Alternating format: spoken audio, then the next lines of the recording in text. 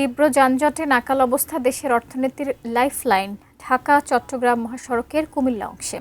সড়ক সংস্কার বিভিন্ন স্থানে খানাখন্দের কারণে গেল এক সপ্তাহের বেশি দিন ধরে কুমিল্লা সদর উপজেলার আমতলী এলাকায় ধীর গতিতে চলছে যানবাহন।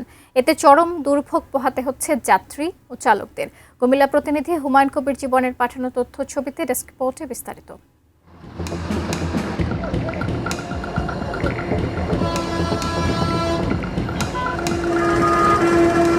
দেশের অন্যতম গুরুত্বপূর্ণ ঢাকা চট্টগ্রাম মহাসড়কে প্রতিদিন হাজারো যানবাহন চলাচল করে, কিন্তু কুমিল্লা অংশের প্রায় ১০৫ কিলোমিটার মহাসড়কে একদিকে ভাঙাচোরা অবস্থা, অন্যদিকে বিভিন্ন স্থানে চলছে সংস্কার কাজ। এই দুই মিলে ঘন্টার পর ঘন্টা সময় লাগছে মহাসড়কটি পার হতে। ৯:৩০ এখানে দাঁড়াচ্ছি বিশ্বরোডের আগে, প্রায় ৩.৫ ঘন্টা জামে ছিল। পুলিশ নাই, রাস্তা কেউ নাই, উলট পালট গাড়ি ঢুকায় জাম জট বাজাই দিছে। সেই ভোর ৪টার সময় জামে পড়ছি, এখন পর্যন্ত কুমিল্লা ক্যান্টনমেন্ট পার হতে পারিনি।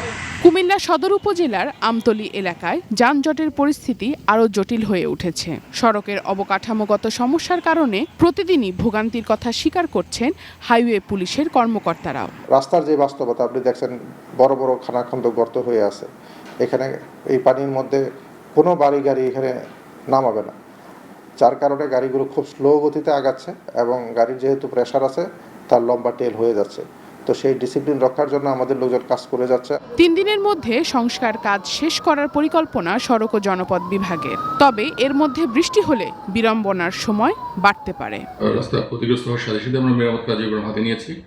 তো চলমান যে বর্ষা এবং বৃষ্টিতে আমরা বাধাগ্রস্ত হচ্ছি, যার জন্য আমাদের হয়তোবা আমরা এখন যে মেরামত কাজটা চলমান আছে সেটা শেষ হতে আমাদের 3 দিন লাগবে।